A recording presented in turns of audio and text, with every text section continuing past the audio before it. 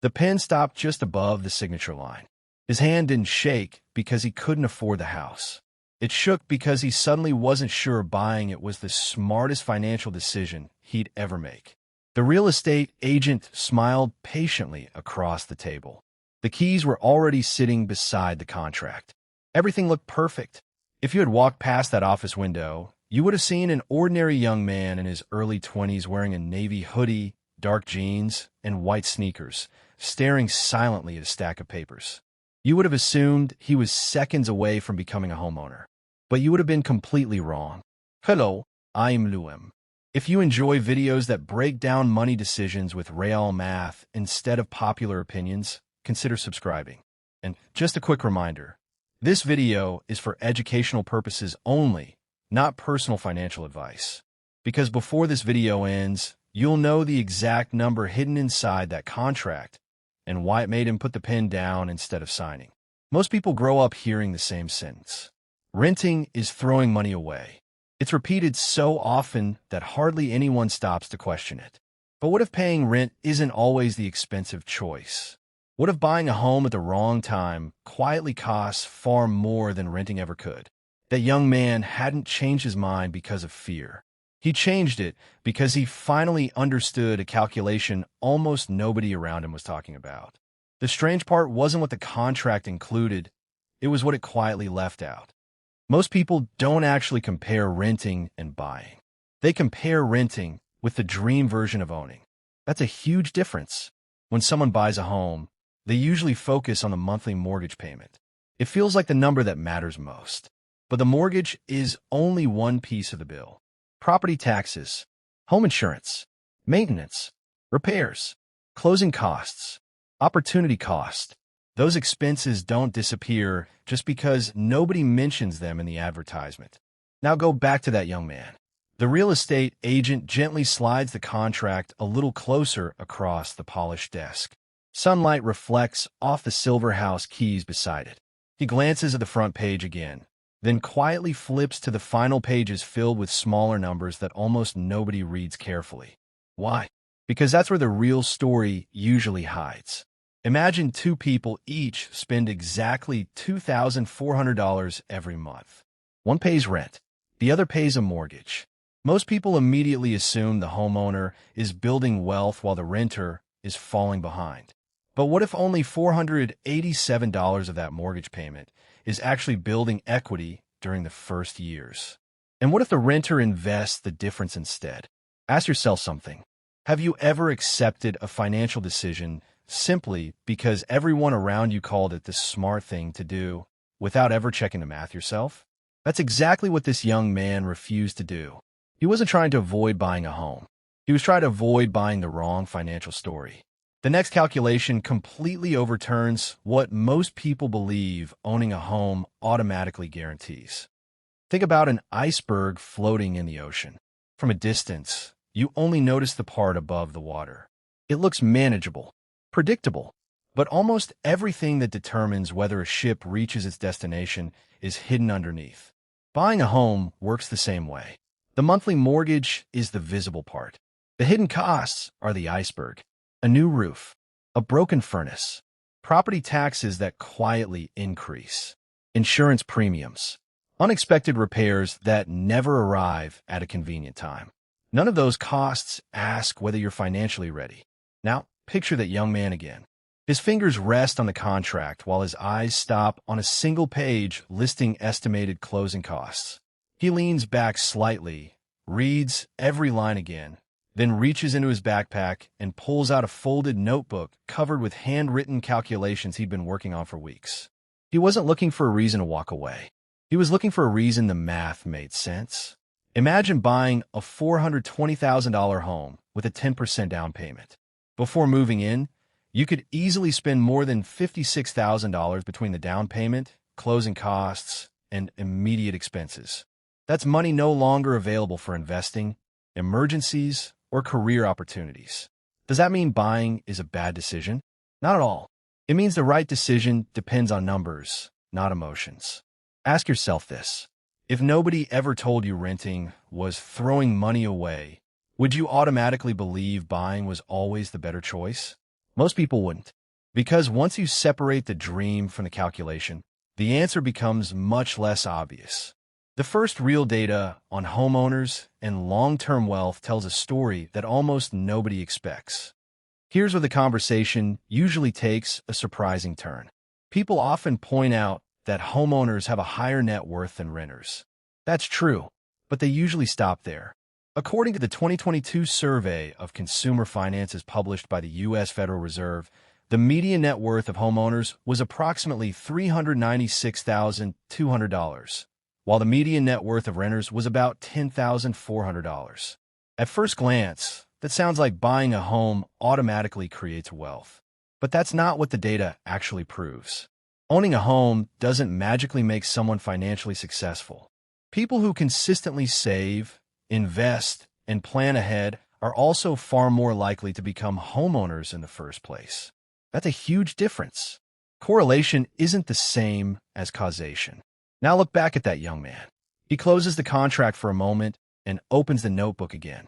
One page compares renting. Another compares buying. Every figure is written by hand.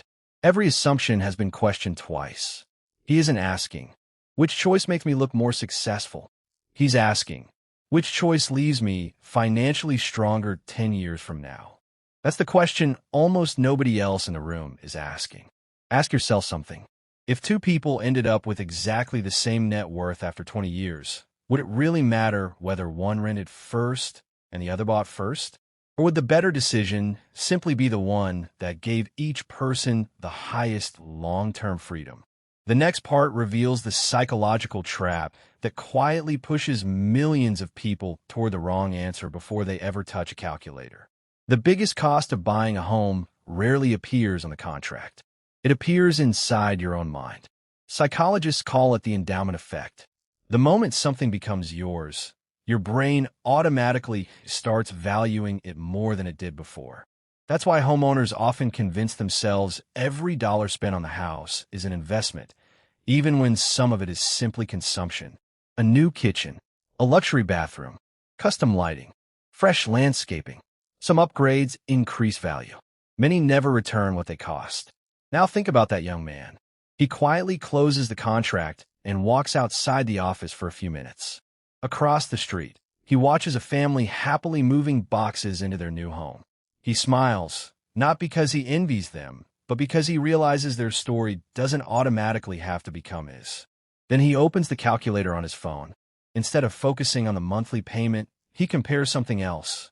If he rents for $2,100 per month and invests $1,150 every month, earning an average annual return of 8%, that money could grow to more than $210,000 after 10 years through consistent investing and compounding. Suddenly, the question changes. It isn't, can I afford to buy? It's, which decision gives every dollar the hardest job? Ask yourself honestly, are you chasing a house because the math supports it, or because owning one has always been described as the finish line? The young man looks back through the office window one more time. For the first time all afternoon, he isn't thinking about the house. He's thinking about his future. The next piece of evidence is even harder to ignore because it comes from what actually happens after people buy the home. Here's what surprises many first-time buyers. Buying the house isn't the finish line. It's the beginning of a completely new list of expenses. According to the 2024 State of Home Spending Report by Angie, homeowners spend an average of $12,050 on maintenance, repairs, and home improvement projects in a single year. Some years are cheaper. Some years are far more expensive. The important part is that those costs don't arrive on a schedule you control. The water heater doesn't wait until your savings account is ready. The roof doesn't ask if it's a convenient month. Now, I'll go back to that young man. He's still standing outside the office, leaning against the railing with his notebook open. On one page, he writes mortgage. On the other, he writes everything else. One side fills quickly: property tax, insurance, maintenance, repairs, furniture, emergency fund. For the first time, the house looks less like a purchase and more like a business that will keep sending him invoices. Ask yourself something. If you owned your dream home tomorrow, but had no money left for investing, changing careers, starting a business, or handling emergencies, Would you actually feel financially free?